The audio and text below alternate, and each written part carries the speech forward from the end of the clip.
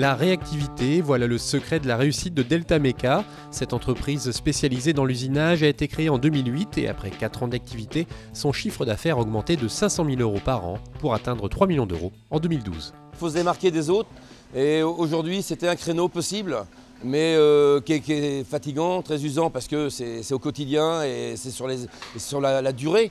Mais je pense que c'est un très bon stimulant pour tout le monde. On peut avoir des pièces urgentes où le cycle de fabrication, ça peut être plusieurs semaines.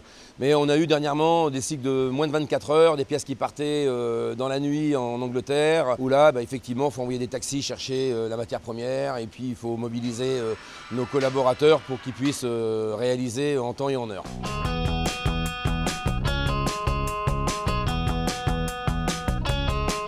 Notre clientèle est très diversifiée, ça va de l'agroalimentaire à l'offshore. On n'a pas de petits clients, on a des petits, des moyens, on a aussi des gros industriels nantais sur plein de secteurs d'activité différents, donc ça nous évite de prendre des risques. Et puis surtout, on ne veut surtout pas qu'un client soit trop important sur notre chiffre d'affaires, donc on est très vigilant à ça et c'est pour ça qu'on a plus de 120 clients. L'entreprise compte 32 salariés, dont 6 apprentis, mais aujourd'hui le principal frein à son développement est la difficulté à embaucher.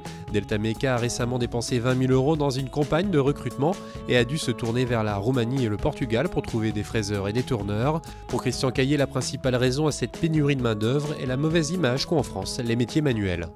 Aujourd'hui, politiquement et au niveau de l'éducation et de la culture française, c'est des gens qui sont un peu montrés du doigt parce qu'ils travaillent dans les ateliers. Le métier que l'on fait est un noble métier, un métier de créateur, un métier d'imagination. Le but, c'est de valoriser le métier de manière à ramener un peu des jeunes dans nos ateliers, parce qu'on est effectivement en carence de personnel.